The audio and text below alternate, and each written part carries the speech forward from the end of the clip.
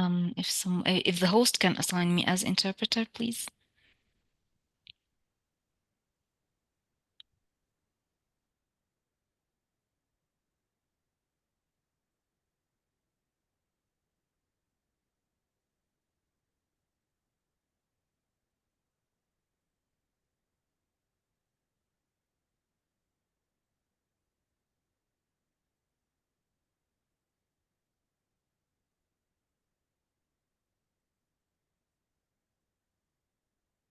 So, hello everyone, and welcome to QRTA Talk.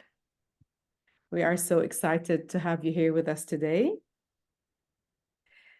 We'll begin in just a few minutes as we wait for more participants to join. In the meantime, we'd love to know where you're joining us from. So please take a moment to share your country in the chat box. Hello from Kuwait, from Morocco, Dubai, Qatar, Lebanon. Wow. It's always inspiring to see how far-reaching and diverse our audience is. So we can see in the chat box the different countries. Hello from Qatar, from Lebanon. Hello from Bahrain, from Kuwait. Hello from UAE.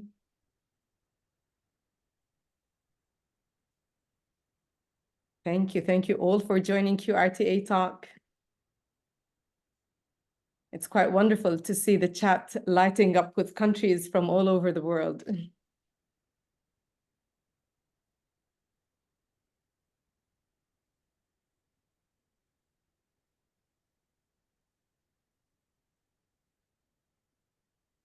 Hello again, good evening.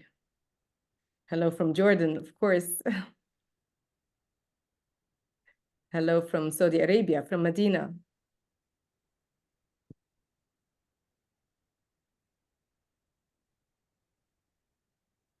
Hello everyone.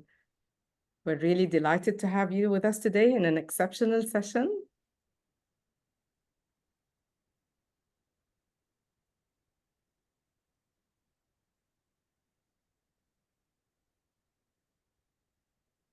Large numbers, the numbers are increasing. And we're waiting for 1 more minute just to make sure our participants are joining, giving them the chance to join in.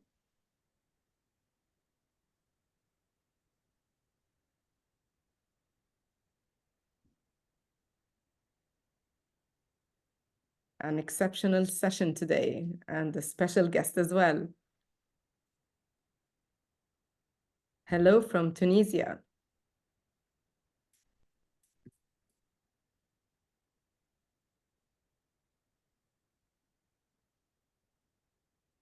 Good evening. Yes. Hello from Egypt as well. Most welcomed. From Yemen, from Riyadh.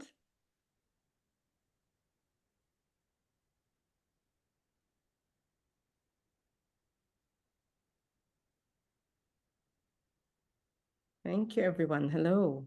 Good evening. Yes, indeed. From Oman, from Morocco. So I believe we are ready to start. Hello, everyone. Good morning, good afternoon, good evening, and welcome to this special edition of QRTA Talk. This is Rila Saeed. I'm the Director of Education at the Queen Rania Teacher Academy, and I would like to welcome you all to this session. Thank you for being here, and we do look forward for an insightful session together. Before we begin, I'd like to inform you that participants attending through Zoom will receive a certificate of attendance. A feedback survey will appear when ending the Zoom webinar, so please do take a moment to fill it out. Your opinions are always important to us as we constantly strive to enhance and improve our sessions to better meet your needs. And please be informed that the session is also being broadcasted live on Facebook and will also be available later on our YouTube channel. I will now switch to Arabic, only to inform our audience about the translation to Arabic, which is available as well. ضيوفنا الأعزاء، أهلاً وسهلاً بكم في جلسة مميزة من جلسات QRTA Talk. يمكنكم الاستماع إلى الجلسة باللغة العربية، حيث تتوفر خدمة الترجمة الفورية من خلال الضغط على أيقونة الكرة الأرضية، ثم اختيار اللغة العربية. So, ladies and gentlemen, this is the first QRTA Talk of 2025, and we are thrilled to kick off the year with an esteemed guest, a name that resonates deeply with the global education community, Mr. Andreas Schleicher. Welcome, Mr. Andreas.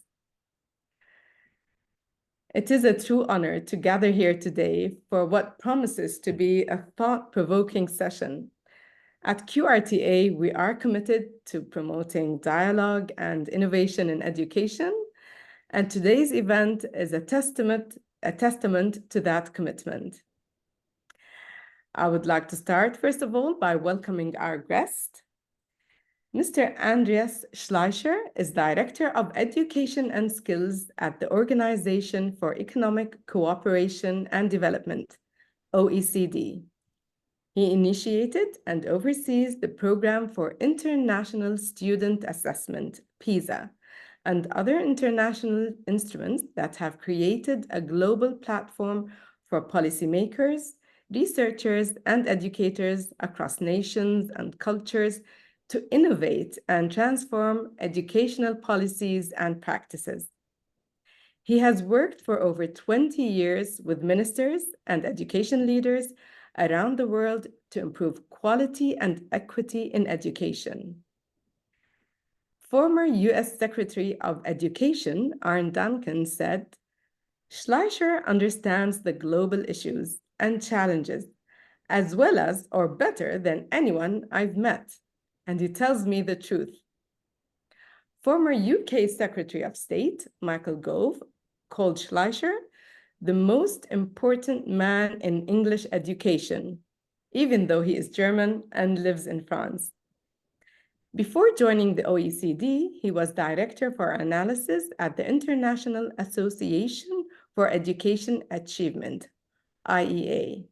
He studied physics in Germany and received a degree in mathematics and statistics in Australia. He is the recipient of numerous honors and awards, including the Theodore House Prize, awarded in the name of the first president of the Federal Republic of Germany for exemplary democratic engagement. He holds an honorary professorship at the University of Heidelberg. Welcome, Mr. Schleicher, and I'm personally privileged to be moderating this session. Thanks so much, Roland. Thanks for hosting me at QRTA. And I'm just going to share my screen. I hope you can see it.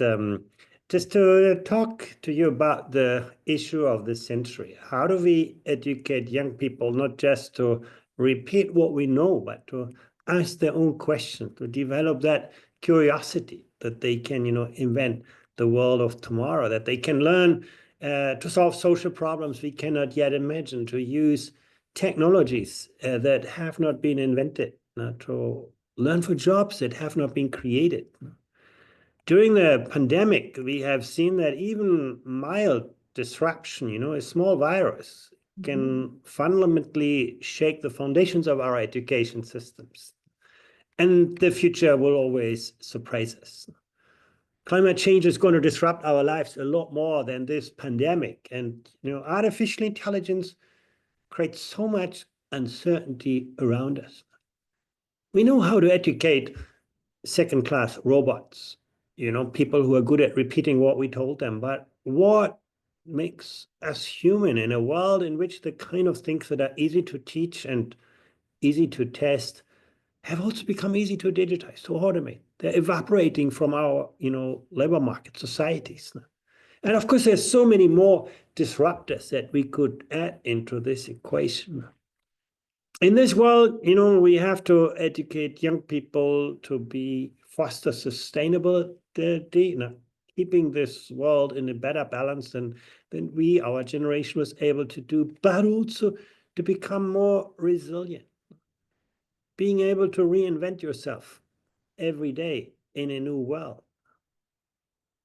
If you just look at technology, since we began to track learning outcomes through PISA in the early 2000s, you could see the world has fundamentally changed. When I went to school, reading was a very straightforward construct. It was about extracting knowledge from books. When I had a question, I could look the answer up in my school book and I could believe the answer. I find that to be true. Today, young people, go to ChatGPT or Google and they find 10,000 answers to their question, and nobody's going to tell them what is right and what is wrong, what is true and what is not true. Now, literacy is no longer about extracting knowledge, it's about constructing knowledge. Very, very different skill set. And, when you look at education in the industrialized world, the OECD countries for which I work, you can actually see we haven't moved the needle. In fact, in the last years, we've seen a drop in outcomes. Some people are quick to say that was all, the pandemic, but it's actually not so simple. There are many other factors, including technology itself, that have exerted a downward pressure on education. But the good thing is that there are some success stories as well. You've seen actually Singapore moving from good to great, even in difficult circumstances, they keep moving forward. Or you look parts of China, Japan, Estonia, you can look at Portugal and Italy, actually seeing quite good improvements. You can see Turkey, really interesting example of a country that has moved forward, Romania, Moldova. You can see, Peru, Colombia, Qatar, very impressive gains in performance, and Brazil. So there are some success stories, and it's worth looking at them. We shouldn't get depressed by an overall disappointing picture, but we should look at the kind of education systems that show us that progress is possible. But, the future won't be easy. What we see very clearly is that routine tasks, the things that are easy to teach, easy to test, are diminishing. That's where robots, computers have become really, really good at. Technology-intensive tasks are on the rise. And if you put the two things together, you get a good sense of the future of work that is going to reward a very different skill set now. If I may ask you, that's very insightful, Mr. Schleicher. And if I may ask you, and considering the relationship between investment in education and student outcomes, sometimes the data seems somewhat conflicting. On one hand, some countries spend a lot on education, but achieve lower student results compared to countries that invest less. On the other hand, of course, there are many factors like maybe number of teachers, professional development, teachers' salaries, and others. So in your opinion, where should additional resources in education be strategically allocated to most effectively improve student outcomes? Yeah, actually, I'm going to turn to that in a few moments. I have actually a couple of slides prepared exactly on that question. So I'm going to go to that point because you raise a really, really important point that it's not simply about spending more or investing more time. It's really about, changing the way in which we use space, time, people, and technology. But before I get to this, I just wanted to highlight that education is not just about academic performance. I just highlighted, Singapore being, the global top performer on our international assessments. Kids do really well in mathematics and science and language. But, when you look beyond the surface, Singaporean kids are not so happy. Psychological well-being, you see the dark yellow bar quite short. Emotional resilience, not so well developed. And in the time in which we live, that is a really, really important quality. Can you reinvent yourself every day in a new world? The quality of social relationship is really important. Can school students have a life beyond school, organize their own time, take ownership over their time? You can see even a country that does well academically has a lot to do on other fronts, and those other fronts are becoming increasingly important. Many of the hard skills of the 20th century become very soft in the 21st century. Now they become less relevant. And many of the what we used to call soft skills, social and emotional skills like emotional resilience or, a quality of social relationships. We used to call them soft skills. They become the hard skills in the 21st century. So again, even a top performer like Singapore has a good way to go. You can contrast this with Jordan. It's an interesting contrast. The yellow bar academic performance, Jordan has a long way to go to upgrade, mathematics, science skills. But, kids in Jordan are generally happy skills. They have actually good quality of, emotional resilience. They can organize their own lives, own work. And in the 21st century, those things are really, really important. So we should look at the strengths of each education systems and how we can foster them. And now if you contrast, Singapore and Jordan, you may ask yourself, well, maybe we have to make a choice. Either the kids, do academically really well like the Singaporeans, and then they are unhappy because they put too much pressure. We put too much pressure on them. Or, you have kids in Jordan, they are happy kids, but they're not doing so well academically. But then you look at a country like Denmark. No? You can see Danish kids get most things right. You can see they're academically really strong. They have a strong sense of psychological well-being, a good level of agency and engagement. They can do things, not just, remember things. Good emotional resilience. Quality of social relationship is good. So that's really, what we should be looking to in the 21st century. We should look at the whole range of knowledge, skills, attitudes, and values that matters for success. This is If you think about... apologies if I just interrupt, but this is a very, very interesting point that you've raised. And we know that one of the key highlights of the recent report on Trends Shaping Education 2025 is mental health and well-being. And it was launched, I think, a few days ago. So how can educators better understand the relationship between social emotional attainment and academic success, rather than viewing them as competing priorities? Is there anything that we can learn from countries that were able to treat these dimensions as interconnected, leveraging social emotional development to enhance academic achievement and vice versa? Any practical advice that you would offer educators on integrating these elements to create more productive and sustainable learning environments? Yeah, as you could see, I mean, in the case of Denmark or Estonia, the systems are actually quite good at in reconciling cognitive and social emotional development. The question is, how can we develop cognitive skills through social emotional well-being rather than at the expense of it? And it all comes back to the quality of student-teacher relationship, where students have teachers, where they feel my teacher knows who I am, my teacher understands what I want to do, my teacher supports me, where students have that, feeling of teacher support. They show generally, good levels of motivation, good levels of mental health, and at the same time, strong academic outcomes. We should not say, in your words, we should not see cognitive and social emotional development as opposing ends on a spectrum that are conflicting. We should see them as two sides of the same coin, and the people who can connect them are the educators. And actually, if you look at this, what do we expect from school today? I think the first thing is pretty obvious. School should help you find out why you are here on this planet. What is important to you, what motivates you in your life. And I think that's something that school can give all of us. At the same time, school should help you understand where your talents are, where you can become really, really good at. And that's not a trivial question.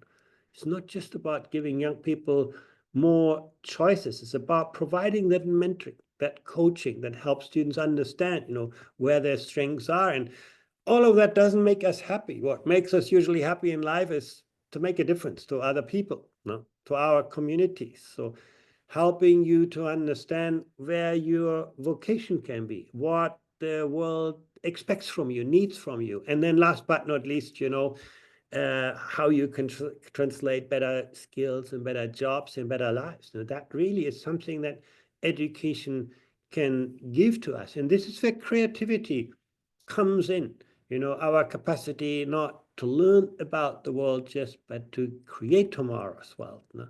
And when we surveyed countries and school systems, you could see actually most schools are very, very keen to develop creativity. There's no shortage of intentions. And they do that in every subject, even in physical education, citizenship education. But when we look at the data, you could see in every jurisdiction, or almost every jurisdiction for which we have data, 15-year-olds report lower levels of creativity than 10-year-olds. If I would tell you here, your 15-year-olds do worse in mathematics than your 10-year-olds, you would tell me you are crazy, because in education, we always learn something. But this data suggests maybe not always, kids are all born with an abundance of creativity. If you have a 3-year-old son or daughter, they're going to question anything you tell them. They're going to, experiment with anything you put into their hands. They're always willing to learn, always willing to unlearn and relearn when the world changes. And then we put them into school.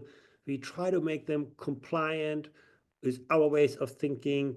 And then at the end, we lose some of that energy that is so precious, that creative skills today. And I'm a scientist by background, and sometimes it breaks my heart when I see how we teach, science like religion. We make people believe in some scientific theory, then we give them lots of exercises to practices, and at the end we test whether they remember our answers. That has nothing to do with science. Science is never about reproducing the wisdom of our world. It's always about questioning the wisdom.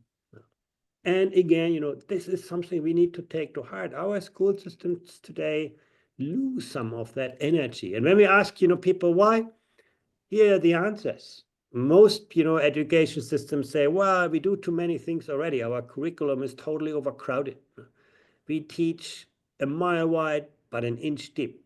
Lots of stuff in relatively shallow depths. Teaching fewer things at greater depths, it leaves more room for student ownership. Creativity is important. Less assessment on creativity. Now, what you do not look at, you will not improve. Now, what you can't measure, you can't improve. So that lack of assessment is important. And then, teachers don't know how to do this. Teacher capacity. Those were the 3 top reasons why countries think, they're not doing as well. But I want to show you something interesting. In our PISA assessments, we typically look at mathematics, science, and reading, but recently we tested creative skills. And what you can see, there are countries, like Chile, like Mexico, Australia, and so on, where education systems actually do better on creative thinking than what you predict from mathematics. And there are education systems where schools have a harder time developing creative skills. But I thought that was really, really interesting for us, so that, it's not a byproduct. Creativity doesn't come as a byproduct from math and science. It requires a deliberate, intentional effort. We also see very clearly that, girls are usually stronger creative thinkers than boys. It's not everywhere to the same extent, but in most countries, girls do a lot better on creative thinking because they are less attached to, single ideas. They are more open to look at problems from multiple perspectives. And this is what you need to be creative. And I think that's something really, really important. In top performer Finland, you can see that difference being very, very large. In other countries, less pronounced. Another question that you may ask yourself is this something that, happens in some classrooms with, amazing teachers or some schools, or can you make every school a creative school? And we looked at that. And you have actually a country like Estonia where there's not much variability in the creative thinking skills of young people. Most schools produce really, really good outcomes. At the other end of the spectrum, you can see the United Arab Emirates, where there is a lot of variability. Some schools really good in developing creative skills, and other schools struggling with this. But, on the right side, you see education systems that have become pretty good in making creativity a consistent outcomes. And of course, there's always variability within schools. That's something we should never forget, that students are different, that education needs to tailor learning environment around the individual needs of young people. If I But I may want to come. ask you, Mr. Schleicher, if I may, talking about girls being stronger creative thinkers, we recognize that education has made significant progress in closing gender gaps in measurable areas, I believe, if I'm not mistaken, such as mathematics and science. However, we still, observe gaps in social emotional skills maybe and creativity. So could this be a cause for concern in the long term? What might be the underlying reasons for these gaps? What strategies should be implemented to address and close them? Have there any insights from the PISA findings? As you say, we have made really good progress in closing gender gaps in areas where we have paid attention, like mathematics, like science. Today, on the PISA science test, boys and girls get pretty similar results. Where we see big gender differences are typically areas where we have never looked at, like social emotional skills. So I think one lesson to take from this is that we need to make those efforts more intentional. We need to, provide better insights, better data, better feedback to teachers. Now that we do not just see them as personality traits. Some people say, well, things like empathy or creativity are more, personality traits rather than skills. And, then people wouldn't make investments in, mitigating gender differences. So I think, making those outcomes better visible, providing teachers with a better understanding how to detect and ameliorate those gaps, I think is very, very important. And it can be done because there are some countries where those gender gaps are much less pronounced than others. It shows that there are some teachers, some schools, some education systems that have become pretty good also in those areas. But you cannot improve what you cannot see. And as we move on, I want to remind our audience that they could reflect, engage, ask questions through the Q&A box so that we can address those questions at the end of the presentation. Thank you, Mr. Schleicher. Please go ahead. I want to come back once more to the relationship between mathematics and creative thinking. If you look at the top performers in creative thinking, they are not all top performers in mathematics. No. Some, have very, very strong learning outcomes, but others, just so-so. And if you look at the second quintile, you can see it's spread out quite equally. And I think that's a very, very important finding. We should not look at creativity as an automatic byproduct of mathematics or vice versa. No.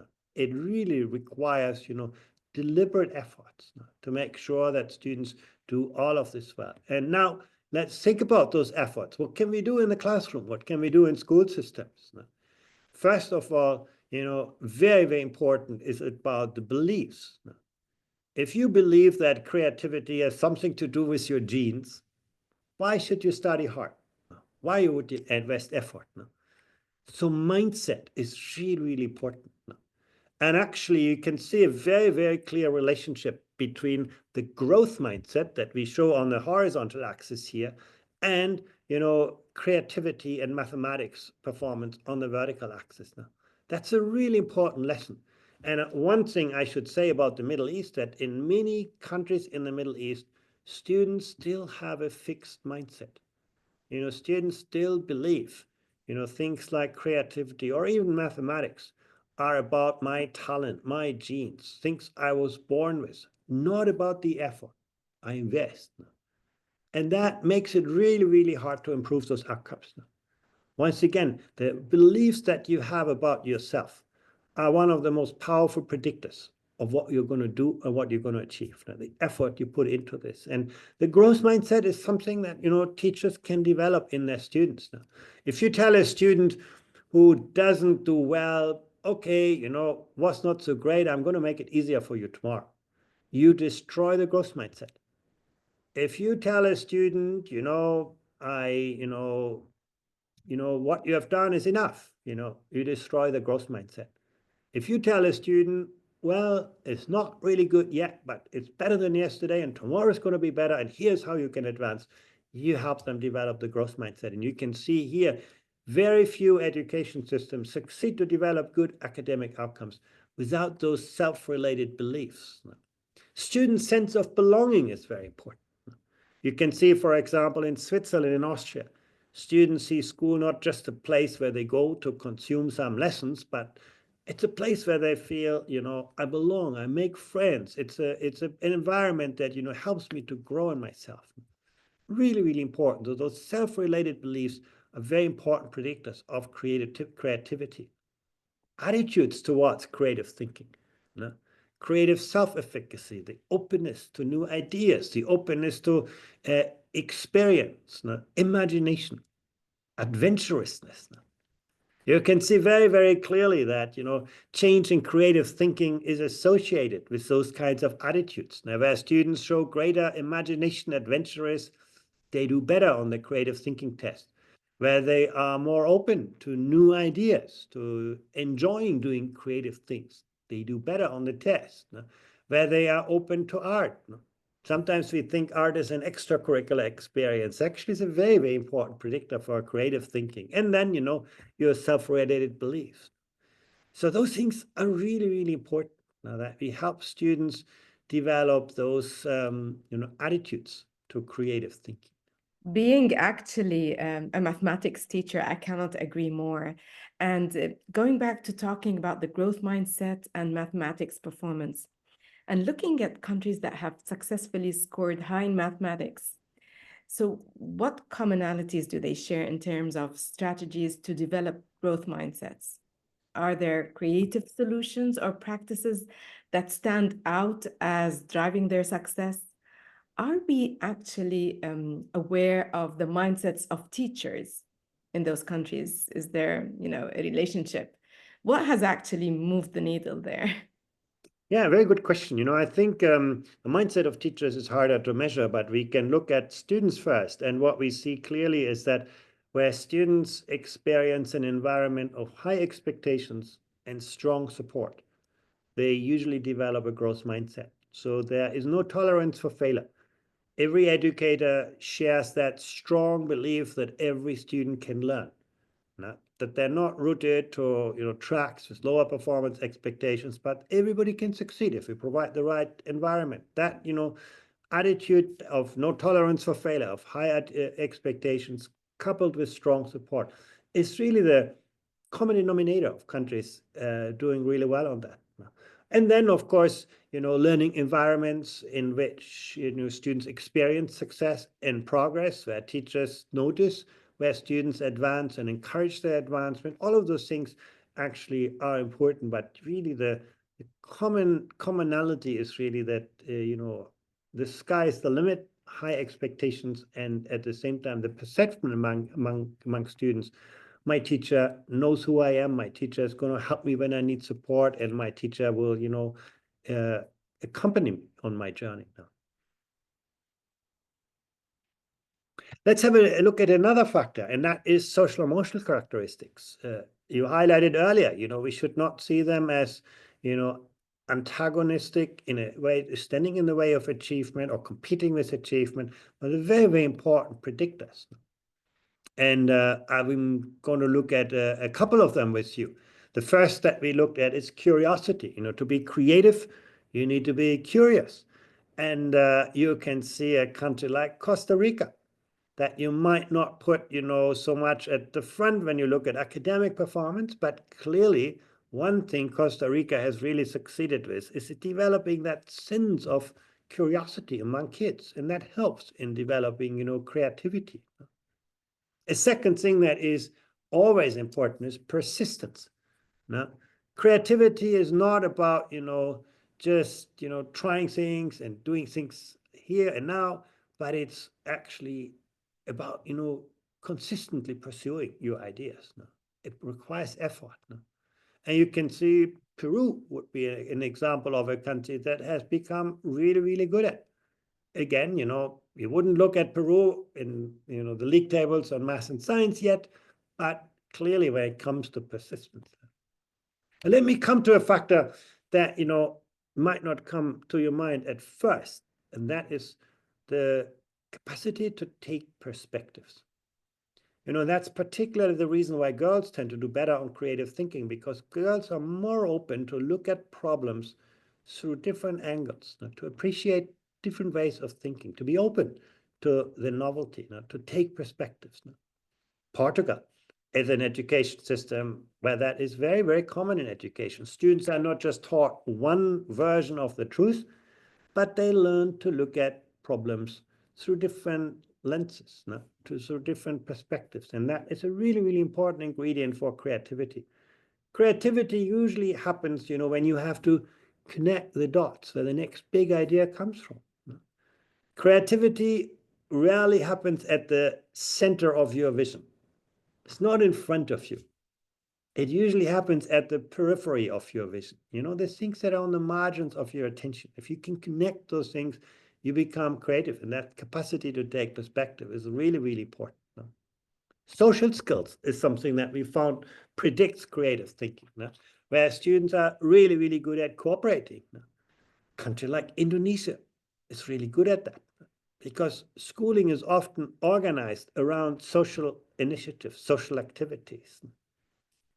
Assertiveness, you have to pursue your ideas, you have to defend your ideas. And again, Portuguese students stand out on this. Other countries struggle with this. And then, stress resistance, emotional control. Can you manage yourself? Can you manage your emotions? Can you overcome difficulties? Students in Ireland, in Denmark, come out really, really well on that. And I think that's something that we should also take to heart, that there are attributes that, relate to resilience. Resilience is a very important ingredient of creativity. So if I put all of this together, in summary, you can see perspective taking, is a good predictor of creative thinking: curiosity, persistence, stress resistance, assertiveness, cooperation, emotional control. So if you are a teacher and you pay attention to those ingredients, you're more likely to see your students become more creative thinkers. And it's not difficult to do. It's all about the design of learning environments. Does that matter? Actually, what's so interesting is students with greater emotional regulation skills, more energy, more trust, are happier students. They are also, show healthier behaviors and less anxiety with, tests and, classwork. So it's a great investment in making your students not only great, creative thinkers, but also happier and healthier. We also see, where students achieve more task performance and more open-mindedness. You can see they come out, very, very clearly better on those kinds of dimensions: health, psychological well-being, test anxiety. So back to your, first question. Actually, cognitive development and social emotional skills and well-being are often, very, very closely related. Let me just highlight one last aspect, and that is, a double-edged sword: the use of digital technologies. Technology is obviously, one of the great promises in education. Technology can make learning environments more personal, more interactive, more engaging, more, you can take greater ownership over what you learn and how you learn and where you learn and when in your life you learn. I think that's all pretty clear. But technology often also makes learning more scripted, more passive, more kind of routine, and takes away some of that relational aspect that, our work highlights to be so important. So when you look at the relationship between, students' use of digital devices and creative thinking skills, you can see if you do a little bit, digital learning activities at school, it's great, it enhances learning. But, if you end up doing too much, it detracts from creative thinking skills. So it's about the dosage, a little bit of technology can enhance learning outcomes. A lot probably take something away from creative thinking skills. Now, doing that on weekends, it's a good thing often up to a point again. If you play, all day with your computer, maybe, you're not going to be doing so well. You become more isolated, those kinds of things. And so, yeah, it's a matter of, how much you invest in that and how you use those kinds of digital tools in the lesson. What is very clear is that, using your smartphone for leisure, on social media and so on, that has a steeply negative effect on learning outcomes, on creative thinking. Students who use their smartphone at school for, social media or other leisure activities usually don't do well on creative thinking. That's a very clear takeaway. So the structured use of technology for instruction tends to be a good thing, but the personal use, something I think we should be deeply troubled by these data. And I think it really is something that every teacher has to worry about these days. Kids having all these devices, and at the same time, we see very clearly, in fact, in many countries, the use of smartphones in classrooms has had a more negative impact on learning outcomes than school closures during the pandemic. Something we take to heart, how we harvest the benefits of technology, so teachers are really good at using that, and limit the negative sides that come, through other uses. I think it's a really, really important point now. And, it brings me to the logical conclusion of all of this. It's not about devices, it's not about content, it's really about the quality of student-teacher relationships. Now, you can see one of the strongest predictors of students' capacity to learn on their own, to be creative thinkers, is the quality of student-teacher relationship, and then also academic performance.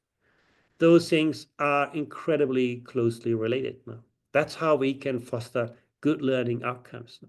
And then, back to social emotional skills, where teachers help students are more likely to pay attention, also put more effort into this, connect new materials to existing ones. Where students feel that their teachers are supportive, you can see they are less anxious about classwork. Here, for example, we ask students a question: if I come back to school 3 years from now, do I think my teachers are going to be excited to see me? Where students have that sense, they feel much less worried about schoolwork, much less worried about anxiety in mathematics. So doing well in mathematics and creative thinking is not about making things easier for kids. It's about being more supportive. So things are really, really important. We could see that very well during the pandemic. During the school closure, students were given all sorts of, digital devices, tools, instruction material. Teachers did a great job on that. But when it comes to the relational aspect, you could see only, 13% of students said my teacher asked me how I am. And that's a real, thing that we need to get better at, to strengthen that kind of relationship between students and teachers. So if I look at, some takeaway from this, the creative thinking, academic excellence is not a guarantee for creative thinking. You need to do more on that, teach students well the fundamentals, but also intentionally focus on creative thinking. Girls do much better than boys in creative thinking, and that is not about them being better readers or other things. It's really about girls being open to different perspectives, different ways of thinking, being able and willing to engage with multiple ways of seeing the world. Now, that's a really important predictor of creative thinking. Girls also have more positive beliefs about creativity, and they have greater capacity to do creative work. They feel more imaginative. All of those things are also important. And you have seen, together with curiosity, openness to intellect, with persistence, all of those things are ones that you as a teacher can use to develop, creative thinking in the classroom.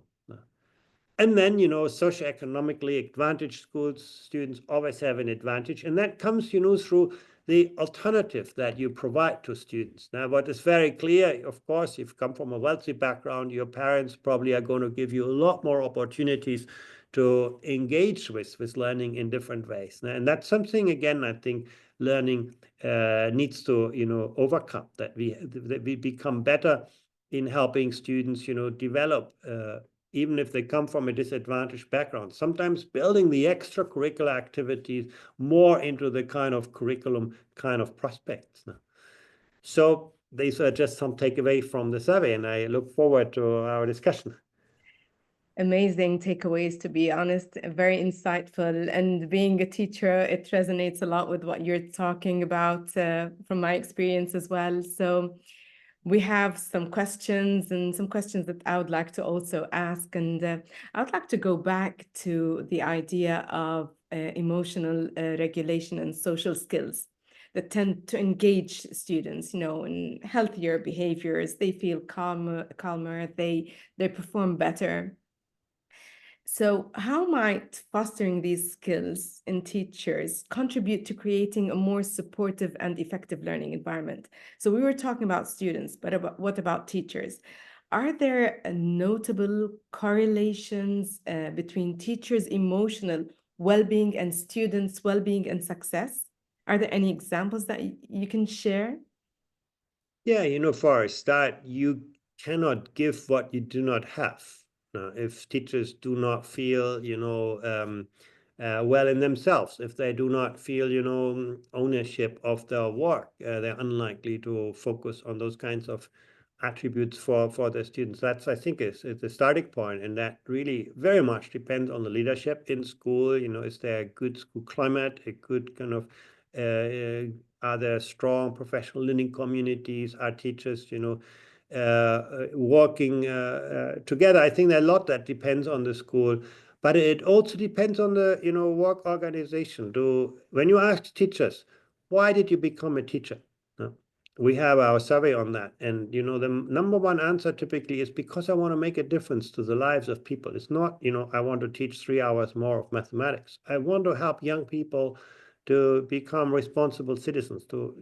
And if we take away that sense from teachers, then we take away, what makes their life and their job worthwhile. And so the more you focus on that, you can actually see that teachers, feel that stronger in themselves. But absolutely, I think the well-being of teachers is a clear prerequisite for the well-being of learners, and we should, pay due attention to that. Great. Actually, we have many questions on the Q&A box and many questions also on the chat and others. And I even have questions coming through WhatsApp. Everybody's really excited about this session. It's very insightful. So I'll try to, address a few questions and try to, some of the questions that you've answered, I'll try to skip them as well. So could we say that one of the biggest challenges we face as a global society is the lack of recognition of education as the cornerstone for shaping the future? Could it be that the urgency of immediate global issues makes education seem like a long-term solution that's hard to prioritize? From your opinion and with your long experience and seeing what countries are doing. Absolutely. Absolutely. And I think what you can see clearly is that countries that are very good in, helping young people see their future and see that education is the path to their future do generally have much better results. I think Chinese parents and grandparents are going to invest the last energy, the last time, the last money in the future of their country, the education of their children. In the Western world, we have already spent the money of our children for our own consumption. And I think that makes a big difference. To what extent do you believe that education is the gateway to success? To what extent can you instill that belief in young people?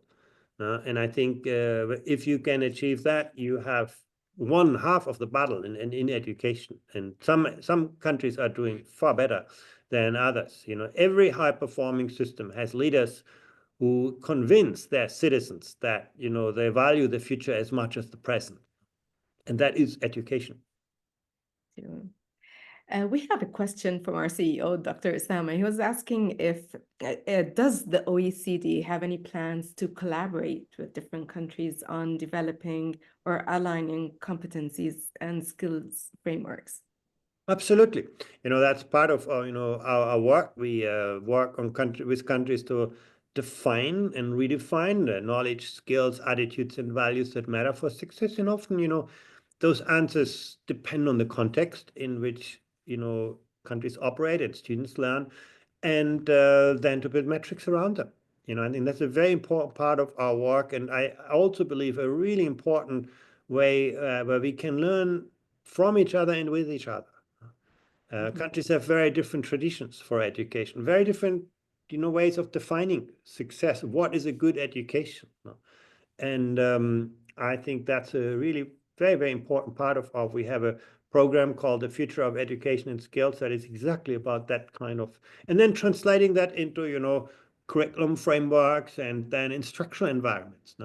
Once you figure out what you want students to learn, you need to devise, good, instruments for making that happen. You need to shape the learning environments that can instill that. You need to power those learning environments with great teachers and good leadership. Now, all of those things are really important. Yeah, that's what we work on.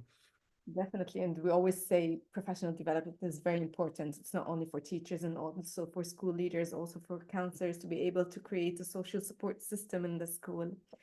A very interesting question in the Q&A was, what surprised you most in the PISA 2022 results on creative thinking?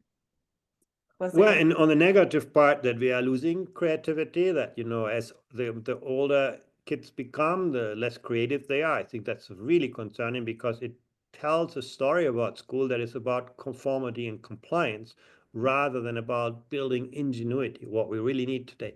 So that's on the negative side. On the positive side, what I found amazing is that there are some education systems that are creative throughout. Every school succeeds to be creative, and that's where a system has become, able to foster creativity.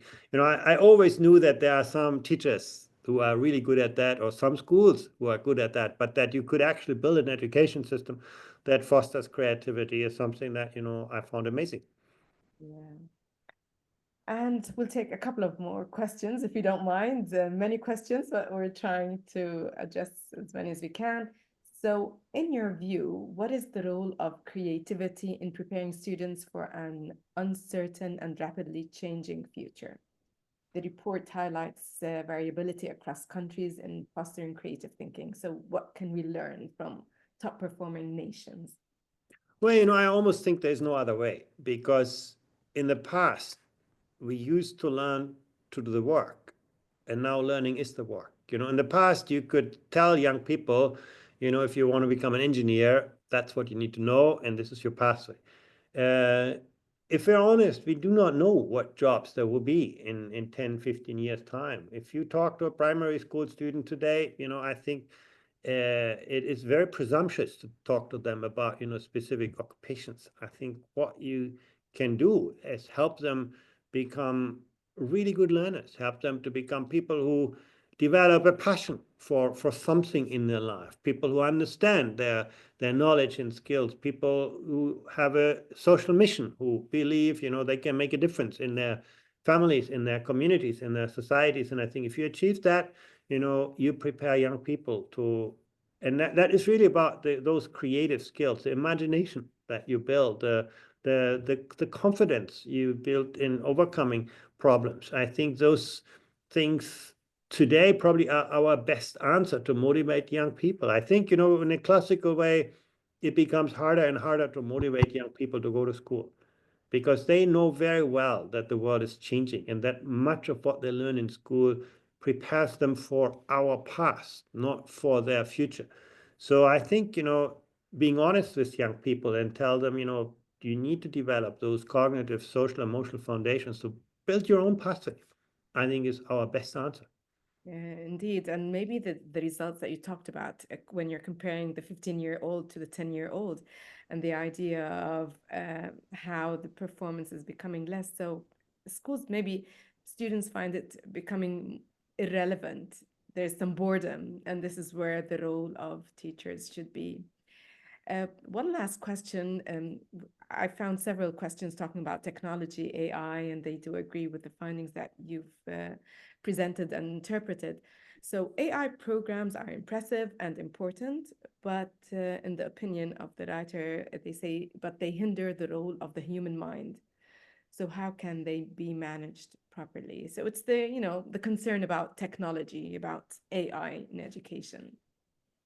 Yeah, I think it is about, the more we see advances in AI, the more we need to strengthen our human capabilities. Take a subject like reading. The more AI shapes the information around us, the better we need to become at navigating ambiguity, managing complexity, distinguishing fact from opinion. Now, that's a human skill. AI is ethically neutral, but it's always in the hands who are not neutral. So as a person, to have your own compass, to be able to distinguish what's right and wrong, what is true, what is not true, developing that kind of integrity as a person in the ethical capacity is incredibly important. So I wouldn't worry about technology as such. I think, devices, kids are always better as adults. I don't think, we should teach them a lot about this, but I think we need to help them develop those human capabilities that they can actually, with confidence, use technology for good and not become, and, in mathematics, I don't think we need to teach kids trigonometry these days, but we should, clearly ensure that they can engage with computational thinking. If you do not understand the nature of an algorithm, you're going to be the slave of that algorithm. So again, I think focusing on the human capabilities, and I don't actually think you need technology to develop them. These are, we've seen, for example, on digital literacy, which we tested in PISA, the best predictor for students to be digital literate were students who had read books of over 100 pages, because, the way you read in the digital world, reading short, tweets and so on doesn't make you digitally literate. But if you read a complex book, you have to build a mental representation of, relationships. You have to remember different characters and how they interact and why and so on. Those are the skills that we really need to develop. Absolutely. That was very insightful, Mr. Schleicher. It was really very valuable. Thank you so much for a wonderful session and for the perspectives that you've shared with us today. I would like to remind our audience, please, to complete the feedback survey, as it is very important to us. And as we conclude, I would like to leave you with this quote by Albert Einstein: Creativity is seeing what others see and thinking what no else ever thought. So let us continue to champion creativity in education. Let's continue also to support teachers in shaping the innovators of tomorrow. Thank you so much, everyone, for being part of this very inspiring conversation. We look forward to welcoming you to our future sessions. Until then, take care and stay inspired. Good night. It might be good morning or good afternoon. Thank you so much, Mr. Schleicher. That was really very interesting, very insightful, and very inspiring as well. Thank you very much. Thank you.